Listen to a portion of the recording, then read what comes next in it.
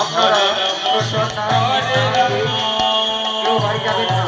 আর কিছুক্ষণের মধ্যেই আমাদের প্রসাদ বিতরণ শুরু হয়ে যাবে।